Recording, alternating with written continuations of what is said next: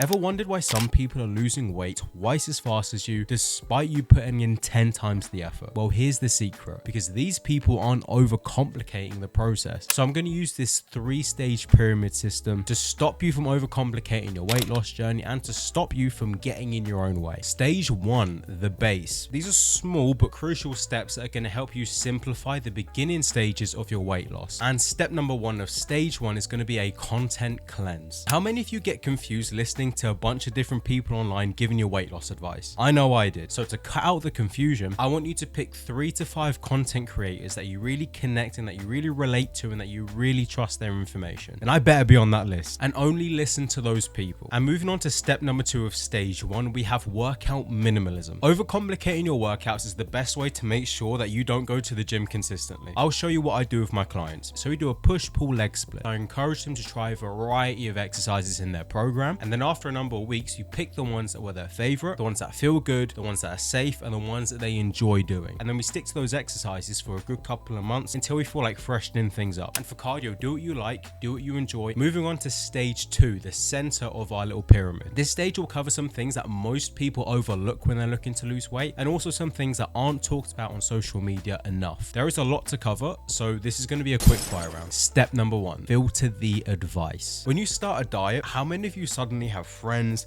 and family who start lecturing you about weight loss? Probably most of you. And it quickly becomes clear that these people have no idea what they're talking about. You need to ignore them. I'm sure their intentions might be pure, but if a person that you're speaking to doesn't have adequate knowledge about weight loss or has never lost weight themselves, do not listen to any of these people, and please just disregard their advice. But one piece of advice that you definitely shouldn't disregard is step 2 of stage 2, and that's a recipe reset. How many of you save hundreds of low calorie recipes on your phone to never go back to them? Moving forward, I just want you to save 3 recipes based on the criteria of ones that you actually like, ones that are easy to make, and ones that are going to be easily meal preppable. And this leads us to step number 3, which is ditching the macros. Picture this: you've got a lot of work to do in a very short period of time. What would be easier? Tackling a list of 8 to 10 items that are going to have you scrambling all over the place, or creating a list where you have 2 of the most important tasks on that list to complete? Probably just focusing on the 2. So moving forward, just focus on your calories and focus on your protein. I say this because too many of you are focusing on things like fats and carbs and fiber, and all of it just overwhelms you because it's too much information to track and it's too much information to take in. And moving on to step number 4, use a 4-point progress checker. Now, my favorite way to measure progress, whether it's for myself personally or for the clients that I coach, we tend to focus on just these 4 methods. Number 1 is going to be tracking our weekly average weight. Number 2 is going to be progress pictures. Number 3 is going to be how our clothes are fitting, are they fitting looser, etc. And number 4 is going to be body measurement, so using a tape measure like this one. Notice I didn't mention the mirror. That's because it's subjective. What you see in the mirror and how you decide to interpret it and how you decide to analyze it really depends on your mood and how you're feeling that day. Therefore, it's not necessarily going to be the most accurate way of assessing your progress. And speaking of progression, let's progress to stage 3, where I'll share my best strategies for simplifying your weight loss journey. But before we do that, if you are finding this helpful, I share more tips and more advice like this on my weekly newsletter. It will be linked in the pinned comment down below. And for whatever reason, if you want to stop receiving emails from me, you can unsubscribe at any time. Now, after that shameless plug, we are now moving on to stage 3, which is the point of the pyramid, to significantly simplify our weight loss journey. So make sure that you're paying attention. Step 1 of stage number 3 is going to be minimal meal prep. So when I first started losing weight, I thought that meal prepping was completely pointless. I thought it was complex. I thought it was time consuming, and I didn't want anything to do with it. Turns out I was wrong. So here's what works best for me and my clients. Now, some of you aren't going to like this, but it's just the truth. You are just going to want to meal prep 1 meal throughout the whole week, not 5 of them. This way, meal prepping becomes a lot easier. It's easiest to stick to. It's less mess. It's less time. And most importantly, you keep things simple. If you are a person who does want a lot more meal variety, I could maybe push that to 2 meals, but I think any more than 2, you're starting to get into the problems which a lot of people don't like about meal prepping. However, one of the best ways that you can simplify your weight loss is by following step number 2, and that's resisting the urge to use motivation. Listen, using motivation will never work when it comes to losing weight. Motivation is a limited resource and it won't last forever. And when your motivation runs out, you have to try and run around and employ all of these strategies to get re-motivated. You go and you watch all the motivational TikToks, you're watching podcasts, and you end up just wasting your time trying to get motivated instead of doing things that are actually going to help you accomplish your goals. For example, in that time you were looking at motivational videos on TikTok, you could have been meal prepping. Who would have thought? But in all seriousness, please don't rely on motivation. Have a sustainable plan in place that you can stick to for an extended period of time. Now, some general tips for creating a plan. We're going to want to know how long our weight loss phase is going to be. We're going to want to know how much weight we want to lose. We're going to want to know our maintenance calories, and after that we're going to want to know our deficit calories. Now, most people who successfully lose weight and keep it off understand that sometimes doing less cardio can help you burn more fat. And if you're interested in how that works, I would watch this.